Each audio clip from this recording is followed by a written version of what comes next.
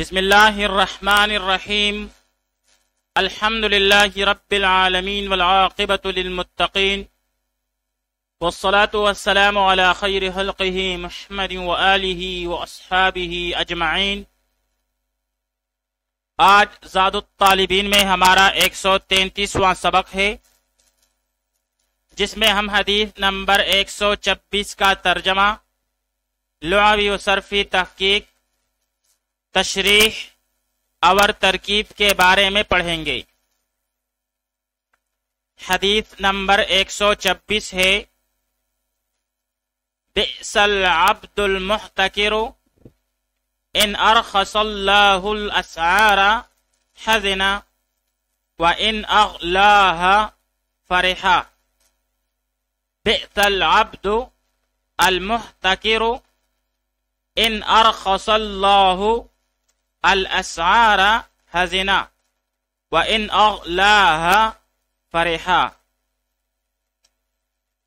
بئس العبد، بئس العبد برا بندہ ہے جو، المحتکر جو ظاہرہ کرنے والا ہو، یعنی بئس العبد المحتکر برا بندہ ہے جو ظاہرہ کرنے والا ہو، ان ارخص اللہ اگر کم کرے اللہ تعالی، الاسعار باؤ کو، نرخ کو، حزنا تو وہ غمگین ہو، وَإِنْ أَغْلَاهَا اور اگر بڑھا دے اسے، فرحا تو وہ خوش ہو۔ بئس العبد المحتکر برا بندہ ہے جو ذخیرہ کرنے والا ہو، ان ارخص اللہ اگر کم کر دے اللہ، الاسعار باؤ کو، حزنا تو وہ غمگین ہو، وَإِنْ أَغْلَاهَا اور اگر بڑھا دے اسے، فرحا تو وہ خوش ہو۔ اب یہاں پر بئسا یہ پہلے جامد ہے برائے مذمت، اور ضد ہے نعمہ کی، جیسے بئس الرجل آدمی برا ہے، العبد بمعنی بندہ، غلام، جمع اس کی عبید، عبد، عبد اور عبدان آتی ہیں۔ پھر باب نصر ینصرو سے عبد یعبد عبادتا وعبودیتا بمعنی اللہ کی اطاعت و فرمان برداری کرنا، اور باب سمع یسمعو سے عبد یعبد عبدا وعبدتا بمعنی نادم ہونا، کسی پر غصہ ہونا، اور باب کرم یکرمو سے عبد یعبد عبودا وعبودیتا بمعنی آبائی غلام ہونا۔ المحتکر بمعنی مہنگا بیچنے کے لیے روکنے والا، سیاہ اس میں فاعل ہے اسباب افتعال، جیسے احتکر یحتکر احتکارا بمعنی ذخیرہ اندوزی کرنا، گراں بیچنے کے لیے روکنا۔ ارخص صیغہ واحد مذکر غائب، پہلے ماضی معلوم، اسباب افعال، جیسے ارخص یرخص ارخاصا بمعنی قیمت کم کرنا، باؤ گرانا، سستا کرنا۔ الاسعار بمعنی نرخ، ریٹ، قیمت، اور مفرد اس کی سعر ہے۔ اسعار محددۃ بمعنی کنٹرول ریٹ۔ حزنا سیاہ واحد مذکر غائب، پہلے ماضی معلوم، اسباب سمع یسمعو، جیسے حزن یحزن حزنا وحزنا بمعنی رنجیدہ ہونا، غمگین ہونا۔ اغلا سیاہ واحد مذکر غائب، پہلے ماضی معلوم، اسباب افعال، جیسے اغلا یغلی اغلاء بمعنی نرخ بڑھانا۔ فرحا سیاہ واحد مذکر غائب، پہلے ماضی معلوم، اسباب سمع یسمعو، جیسے فرحا یفرح فرحا بمعنی خوش ہونا۔ آئیے اب اس حدیث شریف کی تشریح پڑھ لیتے ہیں۔ احتکار کے لغوی معنی اللہ کو مہنگا فروخت کرنے کی نیت سے ظاہرہ اندوزی کرنے کے ہیں۔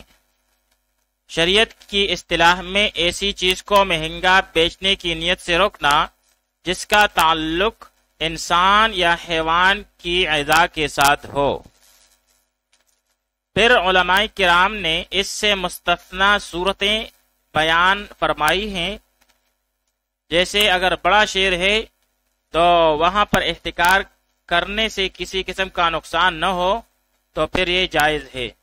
اسی طرح اپنی زمین کے اللہ کا احتکار کرے تو جائز ہے، اور اسی طرح کوئی تاجر کسی دوسرے شہر سے اللہ خریدے اور اس کا احتکار کرے تو جائز ہے۔ تو بھائی اس میں قاعدہ اور اصول یہ ہے کہ اگر احتکار کرنے سے لوگوں کو تکلیف ہوتی ہے تو اب احتکار کرنا گناہ ہوگا، ورنہ نہیں۔ احتکار کرنے والوں کے بارے میں احادیث میں کئی وعیدیں آئی ہیں۔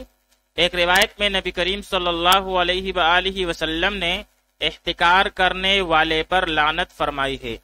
دوسری روایت میں فرمایا کہ یہ شخص خیر و بلائی سے محروم ہے۔ ایک اور روایت میں اس کو جذام کی بیماری کی بددعا فرمائی گئی ہے۔ نیز ایک اور روایت میں اس کے مفلس ہونے کی بھی بددعا فرمائی گئی ہے۔ آئیے اب اس حدیث شریف کی ترکیب پڑھ لیتے ہیں۔ بئس العبد المحتکر، بئس پہلے ضم، العبد اس کے لیے فاعل، المحتکر مخصوص بالضم، پھر پہل اپنے فاعل اور مخصوص بالضم کے ساتھ مل کر جملہ فعلیہ انشائیہ ہو کر مبین ہوا، اور آگے کی اس کے لیے آگے کا جملہ جو ہے اس کے لیے بیان ہے۔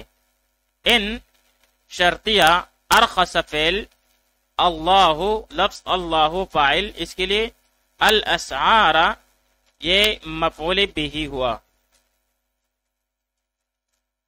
پھر فعل اپنے فاعل اور مفعول بھی سے مل کر جملہ فعلیہ خبریہ ہو کر شرط، پھر آگے جا کر حزنا یہ فعل ہے اور اس میں ہوا ضمیری مستتر جائز الاستتار اس کا فاعل، پھر فعل اپنے فاعل سے مل کر جملہ فعلیہ خبریہ ہو کر جزا، پھر یہ دونوں شرط اور جزا مل کر جملہ شرطیہ ہو کر معطوف علیہ، کیونکہ اس کے بعد واو عاطفہ ہے۔